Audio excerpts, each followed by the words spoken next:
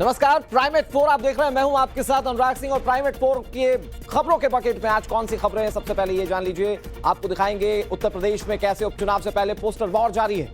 उपचुनाव में कौन किस पर भारी पड़ रहा है पोस्टर्स के माध्यम से, ये आपको दिखाएंगे। दूसरी बड़ी खबर होगी छठ पर जारी सियासत, किसने आफत खड़ी कर दी है ये आपको पूरी खबर तफसील से बताएंगे। तीसरी बड़ी खबर झारखंड को लेकर, यहां वायदों का पिटारा खुल चुका है, लेकिन किसके सितारे बुलंद दिखते हैं ये पूरी खबर आपको डिटेल में बताएंगे। और चौथी बड़ी खबर होगी मुजफ्फरनगर को लेकर, यहां टेंशन है क्योंकि थूक कांड सामने आया। ये थूक कांड किसने किया और पुलिस एक्शन क्या ले रही है, ये सारी खबरें आपको दिखाएंगे। और बड़ी खबर आपको बता दें, उत्तर प्रदेश के मुख्यमंत्री योगी आदित्यनाथ को एक महिला ने धमकी दी थी और अब इस महिला से पूछताछ की जा रही है। पूछताछ के बाद पुलिस ने इसे नोटिस दे दिया है। महाराष्ट्र एटीएस ने महिला को ट्रेस किया था, उसके बाद इसे हिरासत में लिया गया। मुंबई से सटे उल्हासनगर की निकली है फातिमा खान, जिसने योगी आदित्यनाथ को धमकी दी। उत्तर प्रदेश के मुख्यमंत्री योगी आदित्यनाथ को लेकर यह बड़ी खबर है। शनिवार को सीएम योगी आदित्यनाथ के नाम एक धमकी भरा मैसेज आया था, जिसमें कहा गया था कि अगर उन्होंने 10 दिन के अंदर अपने पद से इस्तीफा नहीं दिया तो उनका हश्र बाबा सिद्दीकी जैसा होगा। धमकी भरा message Mumbai police control room को मिला था। इस मैसेज के बाद सीएम योगी आदित्यनाथ की सुरक्षा में लगी एजेंसीज एकदम अलर्ट मोड पर आ गई। इस धमकी के बाद न सिर्फ यूपी की पुलिस बल्कि मुंबई की पुलिस भी आरोपी की तलाश में जुट गई थी। और अब मुंबई पुलिस के हाथ ही बड़ी कामयाबी लगी है, जिसमें फातिमा खान नाम की महिला को गिरफ्तार किया गया और अब उससे पूछताछ की जा रही है। एक पुरानी कहावत है, हाथी चले बाजार कुत्ते भौंके हजार। ये कुत्तों के भौंकने से हाथी अपना रास्ता नहीं बदलते, ना हाथी अपना चलना रुकते हैं। योगी आदित्यनाथ ने उत्तर प्रदेश में तमाम माफियाओं को बिल में दुबकने पर मजबूर कर दिया और कई माफियाओं को इहलोक से परलोक की यात्रा करा दी है। तो ऐसे में योगी आदित्यनाथ को डराने की, ये धमकाने की जो कोशिश कर रहे हैं, वो शायद यूपी पुलिस से अभी ठीक से परिचित नहीं है। उत्तर प्रदेश की पुलिस इनको बिल से खोज करके निकालेगी और मुकम्मल अंजाम तक पहुंचाएगी। ये धमकी देकर के डराने की रणनीति कहीं और अपनाए। बात वक्फ संशोधन बिल की करते हैं। दिल्ली में वक्फ बिल के खिलाफ बड़े प्रदर्शन की तैयारी की जा रही है, जहां वक्फ बिल के विरोध में जमीयत उलेमा हिंद है। दिल्ली के इंदिरा गांधी इंडोर स्टेडियम में कार्यक्रम, और इस कार्यक्रम में 50,000 से ज्यादा मुसलमानों के शामिल होने की उम्मीद की जा रही है। बताते चले कि मुस्लिम संगठन जमीयत उलेमा हिंद की तरफ से लगातार वक्फ संशोधन बिल का विरोध किया जा रहा है और अब लोगों को इकट्ठा कर सरकार पर दबाव बनाने की बड़ी कोशिश है। अरशद मदनी ने टीडीपी और जेडीयू को चेताते हुए कहा कि अगर ये कानून पास हो गया तो फिर जिन बैसाखियों पर बैठकर मुल्क में बीजेपी हुकूमत कर रही है उसकी भी जिम्मेदारी होगी, यानी कि इन दोनों पार्टियों की भी जिम्मेदारी होगी अगर वक्फ संशोधन बिल पास हो जाता है तो। सुनिए क्या कह रहे हैं। फिरकापरस्त ज़ैनियत बराबर जो कुछ कर सकता है वो ज़ैनियत कर रही है, लेकिन इस वक्त सबसे बड़ा मसला वक्फ तरमीमी बिल का है। मेरा ये जी चाहता था कि इस सिलसिले में हुकूमत जिन बैसाखियों पर चल रही है, बिहार और चंद्रा बाबू नायडू, मैं उनको दावत दूं और वो जमीयत उलमाए हिंद की दावत को कबूल करें।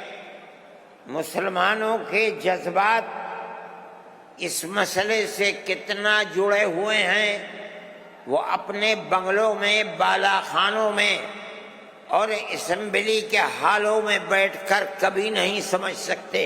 राजधानी दिल्ली में बड़े पैमाने पर उत्तर भारतीय लोग छठ पूजा करते हैं और इसकी तैयारियां जोर शोर से चल रही हैं, लेकिन इस बीच छठ पूजा पर घमासान मचा हुआ है। छठ पूजा स्थल का रास्ता बंद करने पर आम आदमी पार्टी भड़क उठी है। सौरभ भारद्वाज ने बीजेपी को कहा है पूर्वांचल विरोधी। दिल्ली में छठ के त्योहार की सुविधाओं को लेकर सियासत जारी। आम आदमी पार्टी के नेता बीजेपी पर तैयारियां ना करने देने का आरोप लगा रहे हैं। दूसरी तरफ बीजेपी ने खारिज कर आम आदमी पार्टी के नेताओं पर आरोप लगा रही है। आरोप प्रत्यारोप कैसे हो रहा है जरा देखिए। भारतीय जनता पार्टी के आदेश पर दिल्ली पुलिस ने छठ पूजा को छावनी बना दिया है। चारों तरफ बैरिकेड लगा दिए हैं और छठ पूजा करने से रोक रहे हैं। इनका कोई जुरिस्डिक्शन नहीं बनता कि ये छठ पूजा से रोक सके, इनका कोई मतलब नहीं है। दिल्ली सरकार की तरफ से 8 साल से यहाँ पूजा कराई जाती है और ये लोग सिर्फ और सिर्फ भारतीय जनता पार्टी के इशारे पे आज यहाँ पे पूरे के पूरी जो है इन्होंने छावनी बना दी है। आज सुबह आईटीओ पे भी भारतीय जनता पार्टी वाले छठ घाट पे कब्जा करने गए और छठ पूजा की समिति ने उनको वहाँ से भी भगाया है। उन्होंने वहाँ पे जो पूजा की बेदी है वहाँ पे जूते और चप्पलों समेत चढ़ गए, वहाँ पे झूठे पानी के गिलास और बोतल बिखेर दी और उनको वहाँ से भी खदेड़ा गया है। और यहाँ पे भी भारतीय जनता पार्टी वही गंदी राजनीति कर रही है। बात महाराष्ट्र की करते हैं। उप मुख्यमंत्री देवेंद्र फडणवीस की सुरक्षा में इजाफा किया गया है। फडणवीस की सुरक्षा में तैनात हुए फोर्स 1 कमांडो। सुरक्षा बढ़ाने पर शिवसेना उद्धव गुट ने सवाल उठाए। संजय राउत पूछ रहे हैं कि क्या उन पर इजराइल और लीबिया हमला करने वाले हैं। प्रियंका चतुर्वेदी ने कहा महाराष्ट्र में आम नागरिक भगवान भरोसे, लेकिन नेता अपनी सुरक्षा बढ़वा रहे हैं। महाराष्ट्र वासियों के पास कोई सुरक्षा नहीं है। कल खुलेआम पुणे के रास्ते पे लोग गन लेकर घूम रहे हैं। हमारी बदलापुर की बेटियों के ऊपर घिनौना कांड होता है। भारतीय जनता पार्टी से जुड़े हुए जो स्कूल के लोग हैं वो भाग जाते हैं। और आपने देखा होगा किस तरीके से बाबा सिद्दीकी जी की दिन दहाड़े हत्या हुई है। कोई लॉ एंड ऑर्डर की व्यवस्था महाराष्ट्र में नहीं है। महाराष्ट्र वासियों के लिए सुरक्षा नहीं है, पर इनकी सुरक्षा बढ़ रही है। तो ऐसा क्या थ्रेट परसेप्शन है जिसके चलते ये बढ़ाई गई है? तो डीजीपी हमें बताएं। डीजीपी जो हैं रश्मि जी, उनकी तो काफ़ी उसमें एक्सपीरियंस रहा है लोगों के स्नूपिंग करने में और सिक्योरिटी डिटेलिंग में। तो बताएं ऐसी क्या उन पे आपदा आई हुई है कि फोर्स 1 की सिक्योरिटी भी आज उनको दी गई है। तो आज जो खुद अपने आप को सुरक्षित रख रहे हैं पर महाराष्ट्र में असुरक्षा जो बढ़ रही है उसको बढ़ावा दे रहे हैं, उसका हम क्या ही कहें। और खबर मुजफ्फरनगर थूक कांड को लेकर, इस मामले में बड़ा एक्शन लिया गया। पुलिस ने 2 आरोपियों को गिरफ्तार कर लिया है। बाकी आरोपियों की तलाश कर रही है पुलिस। विशेष समुदाय के युवकों पर गोवर्धन पूजा में थूकने का आरोप है। हिंदू परिवार के साथ मारपीट का आरोप भी इन लोगों पर है। हिंदू परिवार की बेटियों से छेड़खानी का आरोप भी इन्हीं लोगों पर है। घटना के बाद हिंदू संगठनों का गुस्सा फूट पड़ा। समुदाय विशेष के खिलाफ लोगों ने प्रदर्शन करना शुरू कर दिया। उत्तर प्रदेश के मुजफ्फरनगर जनपद में सिविल लाइन थाना क्षेत्र में कच्ची सड़क पर उस समय एक बड़ा बवाल मच गया जब विशेष समुदाय के कुछ युवक ने पड़ोसी के मकान में जबरन घुसकर लड़कियों से छेड़खानी करना शुरू कर दिया। परिवार के साथ मारपीट की वारदात को अंजाम दिया। बताया जा रहा है कि जिस समय पीड़ित परिवार अपने घर में गोवर्धन पूजा कर रहा था, उसी दौरान युवाओं ने घर में घुसकर इस वारदात को अंजाम दिया। आरोप यह भी है कि घटना के दौरान आरोपियों ने गोवर्धन पूजा पर थूका भी। इस वारदात के बाद सूचना आग की तरफ फैल गई और उसके बाद हिंदू संगठनों ने कैसे जोरदार प्रदर्शन किया, इसकी तस्वीर आप देखिए। विवाद बढ़ने के बाद इलाके में भारी संख्या में पुलिस फोर्स को तैनात कर दिया गया है। इधर उत्तर प्रदेश सरकार में राज्य मंत्री कपिल देव अग्रवाल ने जिला अस्पताल पहुंचकर पीड़ित परिवार से मुलाकात भी की है।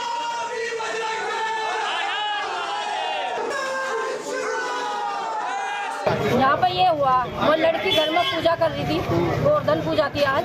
उन्होंने मुसलमानों के लड़के ने थूका। अच्छा। जो बताया जा रहा है उन्होंने थूका। उन्होंने हमारी पूजा में कैसा थूका है और लड़कियों को गलत जगह से टच करा। उन्होंने क्यों करा? मान लो जब हम उन्हें इतने दिनों से मोहल्ले गली में वे भी रह रहे, हम भी रह रहे, तो उन्होंने मान लो मोहल्ले की भी शर्म नहीं करी कि हम मोहल्ले में रह रहे। उन्होंने बच्चों के साथ ऐसी बदतमीजी क्यों करी? आज उनके साथ हुआ, कल को हमारी भी तो बच्चे हैं। किस तरह की कार्रवाई चाहते हैं? कौन लोग थे? हम चाह रहे उनकी लेडीजों को भी ऐसे सड़क में घसीट कर ले जाओ, हमारे हवाले कर दो। कौन लोग थे? सारे मुसलमान थे, सारे बच्चे पड़ गए, सारे मुल्ला थे, टोटल मुल्ला थे और सारे और हम सब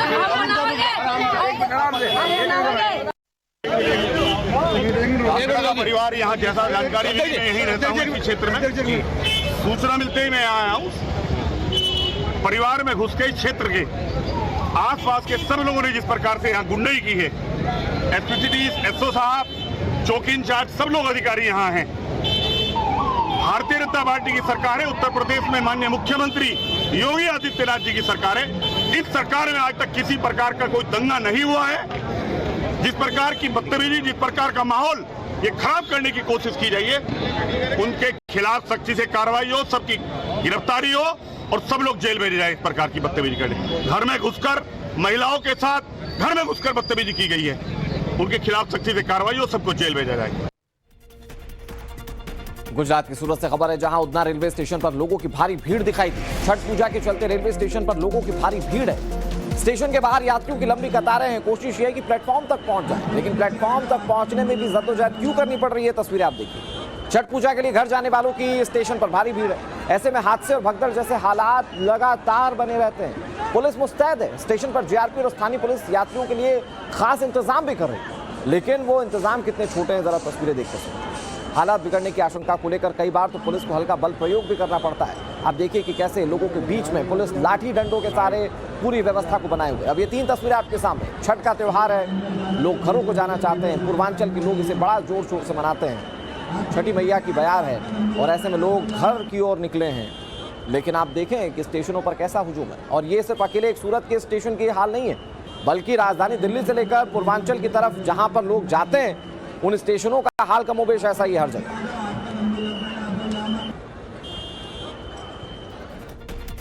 खबर है जम्मू कश्मीर से, जहां श्रीनगर में आतंकी हमले की खबर सामने आ रही है। टूरिस्ट रिसेप्शन सेंटर पर ग्रेनेड अटैक किया गया। आतंकियों ने संडे मार्केट पर हमला किया है। श्रीनगर में ग्रेनेड ब्लास्ट में 12 लोग घायल हो गए। सुरक्षा बलों ने पूरे इलाके की घेराबंदी कर दी और आतंकियों की तलाश की जा रही है। ग्रेनेड हमला किया गया जिसमें कि 12 लोग जख्मी हो गए हैं और यहां पर भी आतंकियों की खोजबीन सेना की ओर से शुरू कर दी गई। श्रीनगर में संडे मार्केट के अंदर ग्रेनेड धमाका हुआ है जिससे करीब 4 लोग घायल हुए हैं। हम इस समय ठीक उसी जगह पे हैं जहां पर ये ग्रेनेड हमला अभी थोड़ी देर पहले हुआ। सुरक्षा बलों की गाड़ियों को निशाना बनाया गया था और उसके बाद जो है यहां पर ये ग्रेनेड हमला हुआ। उसके बाद इस पूरे इलाके को फिलहाल सुरक्षा बल जो है वो कॉर्डन ऑफ कर रहे हैं, क्योंकि संडे मार्केट का इलाका है, टूरिज्म रिसेप्शन सेंटर के नजदीक ही इलाका है, तो यहाँ काफी भीड़ रहती है संडे को और संडे मार्केट की वजह से काफी ज्यादा लोग यहाँ पर जो है मौजूद रहते हैं। और उस बीच यहाँ पे ये ग्रेनेड का हमला हुआ, ग्रेनेड अटैक हुआ है जिसमें अब तक जो है 4 लोगों की घायल होने की खबर है और फिलहाल इस पूरे इलाके को कॉर्डन ऑफ किया जा रहा है। जम्मू कश्मीर पुलिस के साथ साथ सीआरपीएफ के जवान यहाँ पर जो है वो तैनात कर दिए गए हैं और फिलहाल ट्रैफिक को डाइवर्ट किया जा रहा है। उसके साथ साथ जो लोग हैं उनको भी यहाँ से दूर फिलहाल भगाया जा रहा है। 4 लोग इंजर्ड है जो बताए जा रहे हैं खतरे से बाहर है और उनको तुरंत फिलहाल अस्पताल भेज दिया गया है। संडे मार्केट का ये इलाका है, श्रीनगर के टीआरसी के नज़दीक जो संडे मार्केट लगती है, यहाँ पर ये ग्रेनेड अटैक हुआ और इस ग्रेनेड अटैक में 4 जो है वो घायल बताए जा रहे हैं। फिलहाल इस पूरे इलाके में जम्मू कश्मीर पुलिस की स्पेशल ऑपरेशन ग्रुप और सीआरपीएफ ने कॉर्डन किया है और लगातार जो तलाशी अभियान है वो शुरू कर दिया गया है। कैमरा पर्सन मीर महराज के साथ सोहेल, श्रीनगर। अब आपको ओडिशा के रायगढ़ की खबर दिखाएंगे और ये ऐसी खबर है जिसे देखने के बाद आपको खुद अपनी आंखों पर यकीन नहीं होगा। यहां एक शख्स ने चैटबॉट एलेक्सा की मदद से पटाखे वाले रॉकेट को लॉन्च कर दिया। वीडियो में युवक को एलेक्सा को वॉइस कमांड देते हुए सुना जा सकता है और जैसे ही एलेक्सा को वो आदेश देता है वैसे ही एलेक्सा यस बॉस बोलते हुए रॉकेट लॉन्च कर देती है। भाई इतनी एक्यूरेसी कैसे? लोग ये सवाल पूछ रहे हैं। Alexa, launch the rocket. Launching the rocket. Alexa, launch the rocket. Yes, boss. As you said, launching the rocket.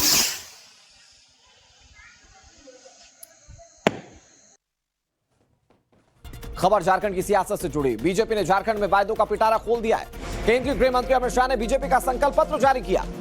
महिलाओं को हर महीने 2100 रुपए दिए जाएंगे, ये वायदा किया गया है। बीजेपी ने 500 रुपए में सिलेंडर देने का वायदा किया है। दिवाली और रक्षाबंधन पर 2 सिलेंडर फ्री मिलेंगे महिलाओं को, यह भी वायदा बीजेपी का है। 5 साल में 5 लाख रोजगार देने का वायदा किया गया है। बीजेपी का यह पूरा घोषणा पत्र, संकल्प पत्र आदिवासी और आम लोगों पर केंद्रित था।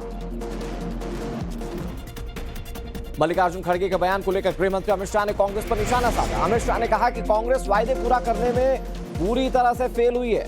हिमाचल, कर्नाटक, तेलंगाना इन राज्यों की बात करते हुए गृह मंत्री कह रहे हैं कि कांग्रेस के वायदों की हवा निकल गई, बीजेपी ने हर वायदों को पूरा किया है। सुनाते हैं आपको गृह मंत्री क्या कह रहे हैं। आपने जो संकल्प पत्र जारी किया है वो पत्थर की लकीर है, लेकिन इंडिया अलायंस की तरफ से भी संकल्प पत्र जारी होगा। मल्लिकार्जुन खड़गे ने अपने राज्यों में कहा है कि वही वादे करें जो पूरा कर पाए। उनको लगता है कि बहुत ज्यादा बढ़ा चढ़ाकर बातें की गई जो कई राज्यों में पूरा नहीं कर पाए वो लोग।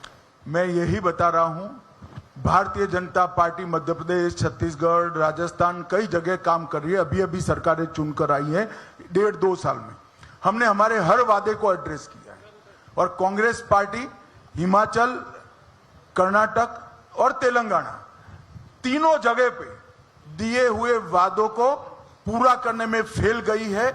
और खड़गे साहब को भी मैं बधाई देता हूं, कम से कम जनता के सामने उन्होंने स्वीकार किया है कि हम हमारे वादे पूरा करने में फेल गए हैं। झारखंड की जनता खड़गे साहब की स्वीकृति का संज्ञान ले और इनके वादों का मूल्यांकन करे, ऐसा मेरा झारखंड की जनता को अपील है।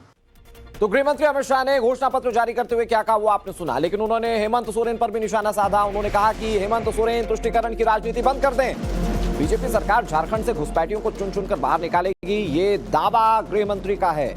अमित शाह ने आगे कहा कि झारखंड में यूसीसी आएगा, लेकिन आदिवासी इससे बाहर रखे जाएंगे, यानी कि आदिवासियों को साधने की भी कोशिश की गई। सुनिए क्या कह रहे हैं गृह मंत्री। पूरे झारखंड के अंदर आदिवासियों की आबादी घट रही है। कारण क्या है? क्योंकि बांग्लादेशी घुसपैठिए अंदर आ रहे हैं। बांग्लादेशी घुसपैठिए, मुझे बताओ भाइयों बहनों, बांग्लादेशी घुसपैठियों को रोकना चाहिए या नहीं रोकना चाहिए? अरे जोर से बोलो, रोकना चाहिए या नहीं रोकना चाहिए? ये हेमंत सोरेन सरकार रोक सकती है क्या? उन्होंने तो हाई कोर्ट में हलफनामा डाल कर कह दिया कि हम रोकना नहीं चाहते हैं। इसका विरोध अपने चंपई सोरेन ने किया और पार्टी छोड़ा है। मैं आपको विश्वास दिलाने आया हूं, आप कमल फूल की सरकार बना दो, आप कमल फूल की सरकार बना दो। एक एक घुसपैठिए को चुन चुन कर निकालने का काम भारतीय जनता पार्टी करेगी। एक अपप्रचार हेमंत सोरेन एंड कंपनी के द्वारा किया जा रहा है कि यूसीसी आएगा तो आदिवासियों के सांस्कृतिक अधिकार और उनके कानून समाप्त हो जाएंगे। हेमंत बाबू, झारखंड में यूसीसी जरूर आएगा। हमारी सरकार झारखंड में यूसीसी लाएगी, मगर यूसीसी से आदिवासियों को पूर्णतया हम बाहर रखेंगे। कोई आदिवासी के अधिकार और कानून को यूसीसी से हम नहीं छेड़ेंगे। बीजेपी ने अपने एजेंडास को झारखंड में क्लियर कर दिया है। 10 संकल्प पत्र को लेकर जेडीयू का रिएक्शन सामने आ रहा है। जेडीयू महासचिव केसी त्यागी क्या कह रहे हैं, सुनिए। झारखंड में एनडीए की संभावनाएं बढ़ गई हैं। वो कह रहे हैं कि कांग्रेस ने वायदे पूरे ना करने की बात को तो खुद स्वीकार कर लिया, और उन्होंने कहा कि खड़गे के कबूलनामे के बाद हमारी संभावनाएं बढ़ गई हैं। सुनिए क्या कह रहे हैं जेडीयू के लोग। झारखंड में एनडीए की संभावनाएं बढ़ी हैं। अमित शाह जी ने संकल्प पत्र जारी किया है और कांग्रेस के अध्यक्ष श्री खड़गे द्वारा ये स्वीकार करने के बाद कि कांग्रेस पार्टी अपने वादे पूरे नहीं कर पा रही है, उससे भी हमारी संभावनाएं बढ़ी। और आपको बता दें कि हिमंता विश्व शर्मा क्या कह रहे हैं। बीजेपी के चुनाव सह प्रभारी हैं और वो लगातार झारखंड में डटे हुए हैं। उन्होंने टोटो से कांग्रेस पर जमकर निशाना साधा। टोटो इलाका है, वो ई रिक्शा की बात नहीं कर रहे हैं। टोटो झारखंड का इलाका है। वहां पर उन्होंने कहा कि इस समय एक रहेंगे तो सेफ रहेंगे। झारखंड में घुसपैठिए हिंदू समाज की अस्मिता के लिए खतरा है, ये हिमंता विश्व शर्मा कह रहे हैं। वो कह रहे हैं कि ये समय एक रहने का है। अगर आप एक रहेंगे तो सेफ रहेंगे, नहीं तो घुसपैठिए आपकी रोटी, माटी और बेटी तीनों छीन ले जाएंगे। सुनाते हैं आपको हिमंता विश्व शर्मा क्या कह रहे हैं। राहुल गांधी ने हिंदू समाज को बांटने के लिए निरंतर प्रयास कर रहा है। झारखंड में घुसपैठिए आते हैं। हमारे आदिवासी समाज, हिंदू समाज का अस्मिता को खतरा में पहुंचा दिया है। इस समय है एक रहने का। अगर आप एक रहेगा, सेफ रहेगा। नहीं तो घुसपैठिया आपका जमीन, आपका बेटी, रोटी, माटी, बेटी तीनों को छीन के लेके जाएगा। और बढ़ेंगे तो कटेंगे के तर्ज पर समाजवादी पार्टी का एक और पोस्टर सामने आ चुका है। लखनऊ में समाजवादी पार्टी के दफ्तर के बाहर एक नया पोस्टर, क्या लिखा है आपको बताते हैं। पोस्टर के जरिए समाजवादी पार्टी ने सीएम योगी आदित्यनाथ पर पलटवार किया। लिखा, मठाधीश बांटेंगे और काटेंगे।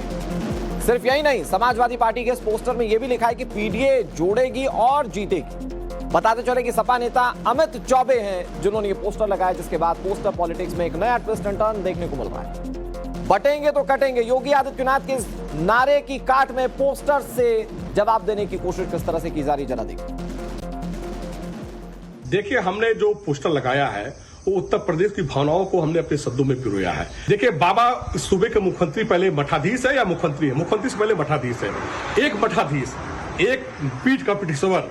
आप बताओ, जहां वो इंसानियत की बात करते हैं, अपनत्व की बात करते हैं, वो हरियाणा में जाते हैं बांटने, बोलते हैं जो बांटेगा वो कटेगा। बताओ, आप उत्तर प्रदेश की विकास की बात नहीं कर सकते कि मैंने ये डेवलपमेंट किया है। आप हरियाणा में जाते हो, मध्य प्रदेश में जाते हो, महाराष्ट्र में जाते हो, आप बांटने और काटने की बात करते हो। समाजवादी पार्टी उत्तर प्रदेश के माननीय अखिलेश यादव के नेतृत्व में उन्होंने फैसला किया है, बाबा पीठाधीश्वर जो बांटने का काम कर रहे हैं, काटेंगे बांटेंगे। समाजवादी पार्टी माननीय अखिलेश यादव न बंटने देंगे, न कटने देंगे। पीडीए परिवार 27 में सत्ताधीश 27 की कुर्सी पे बैठेंगे। ये उत्तर प्रदेश की भावनाएं आम आदमी की ये है। समाजवादी पार्टी रोज नए नारे, नए होर्डिंग, नए बैनर के साथ मैदान में सामने आ रही है। कंफ्यूज हो गई है, तय नहीं कर पा रही है कि नारा क्या रखें। समाजवादी पार्टी इतनी बौखला गई है कि कैसे जाति मजहब के समीकरणों को साधें, कैसे सबको साथ लेकर के चल सके, क्योंकि भारतीय जनता पार्टी तो सबको साथ लेकर चलने की बात कर रही है, लेकिन ये कुछ का साथ और अपनों का विकास जो इनकी थ्योरी थी, ये अब तक एमवाई का समीकरण गढ़ने वाले जो पीडीए का समीकरण गढ़ रहे थे, आज इनका पीडीए का नारा डिरेल हो गया है और इसीलिए रोज नए नए नारे को खोज रहे हैं, नए नए पोस्टर लगा रहे हैं, लेकिन इन नारों और पोस्टर से भी उनकी चुनावी नैया पार नहीं होने वाली। ये उपचुनाव सभी की सभी सीटों पर बुरी तरह से हारने वाले हैं।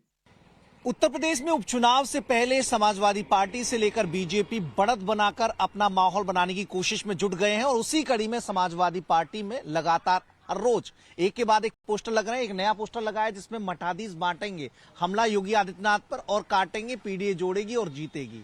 मतलब समाजवादी पार्टी की स्ट्रेटजी ये है कि बीजेपी की जो नेगेटिव पॉलिटिक्स है उसे जनता के सामने रखा जाए और पोस्टर के जरिए वही कहने की कोशिश समाजवादी पार्टी के कार्यकर्ता कर रहे हैं। पीडीए पर खासा फोकस कि पीडीए जुड़ेगा और समाजवादी पार्टी जीतेगी, लेकिन जो योगी आदित्यनाथ कहते हैं कि बटेंगे तो कटेंगे, उस पर हमला भी बोला है कि अगर मठाधीश बांटेंगे और काटेंगे तो पीडीए उसके जवाब में जोड़ेगी और समाजवादी पार्टी जीत हासिल करेगी। 9 सीटों पर उपचुनाव हो रहा है। झारखंड भी समाजवादी पार्टी लड़ रही है, महाराष्ट्र भी लड़ रही है। हालांकि दोनों जगह इंडिया गठबंधन से अलग संभावनाएं समाजवादी पार्टी तलाश करने की कोशिश में जुटी है, लेकिन यूपी में कांग्रेस और समाजवादी पार्टी का जो अलायंस है वो मजबूती से 9 सीटों पर चुनाव लड़ रहा है।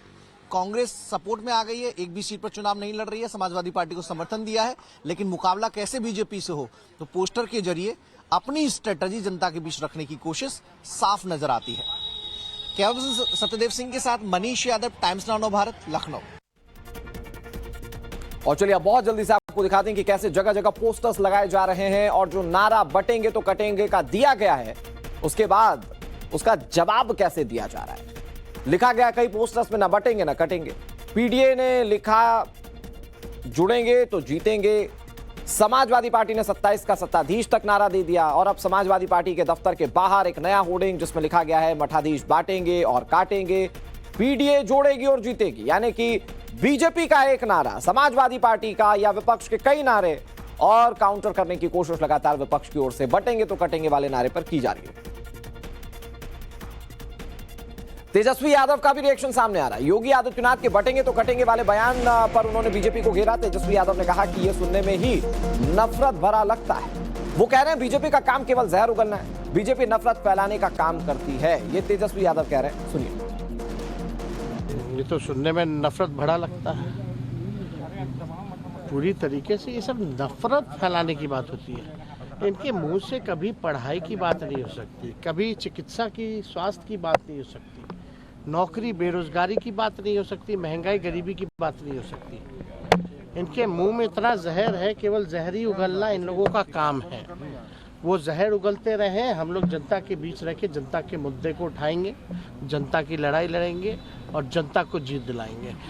ये सब केवल अब लोग ड्रामा नौटंकी इन लोगों का समझ चुके हैं कि पूरी तरीके से बांटने का काम कौन कर रहा है, तोड़ने का काम कौन कर रहा है, नफरत और जहर फैलाने का काम कौन लोग करते हैं, कौन लोग हैं जो सत्ता में बैठ करके केवल जो है विकास का काम नहीं विनाश का काम कर रहे हैं। इधर चुनावी वायदों पर कांग्रेस और बीजेपी के नेता आपस में भिड़ गए। गिरिराज सिंह के बयान पर प्रमोद तिवारी भड़क उठे। झूठ के गर्भ से निकली है बीजेपी, ये प्रमोद तिवारी कह रहे हैं। किसानों की लागत निकलना मुश्किल हो रहा है, बीजेपी हर चुनाव में झूठ बोलती है। प्रमोद तिवारी ये तमाम बातें कह रहे हैं। दरअसल इससे पहले गिरिराज सिंह ने कहा था कि कांग्रेस के डीएनए में झूठ है और उस पर पलटवार प्रमोद तिवारी कर रहे हैं कि हम गरीबी मिटाएंगे। लोगों ने बड़े उत्साह से नारा लगा, आधी रोटी खाएंगे, इंदिरा जी को लाएंगे। इंदिरा जी तो आ गई और जनता आधी रोटी खा के रह गया। ये आज हिमाचल हो, कर्नाटक हो, जहाँ जहाँ इनकी सरकार है, हर जगह इन्होंने झूठा वादा कर दिया। इसीलिए मैंने कहा कि ये गाना नहीं था, तेरे झूठे वादे पे मारे गए, तो वही इनके झूठे वादे पर हिमाचल की जनता, कर्नाटक की जनता अब झारखंड झूठ की पैदाइशी है केंद्र और प्रदेश की भाजपा सरकार। झूठ के गर्भ से निकली है। शुरुआत देखिए, 15 लाख देंगे, इस पर 2014 जीत लिया। 2 करोड़ नौकरियां देंगे तो 11 साल में 22 करोड़ नौकरियां मिलनी चाहिए, जबकि उल्टा हुआ है। जो नौकरियां थी खत्म हुई हैं। 38 सालों का इतिहास, 39 सालों के इतिहास में इतनी ज्यादा बेरोजगारी कभी नहीं रही है। कहा था किसानों को दुगना देंगे, उनकी उपज का दुगना लाभ मिलेगा। आज तक बहुत पे न्यूनतम समर्थन मूल्य भी तय नहीं है और लागत निकलना मुश्किल हो रही किसानों की। इसके अलावा इनका जो महिलाओं की सुरक्षा का आदा था वो भी असफल साबित हुआ। तो भारतीय जनता पार्टी झूठ का पुलिंदा है। हर झूठ हर चुनाव में बोलती है और इसीलिए सब मोर्चे पर असफल होने के बाद अब लग रहा है वोट नहीं मिलने वाला है।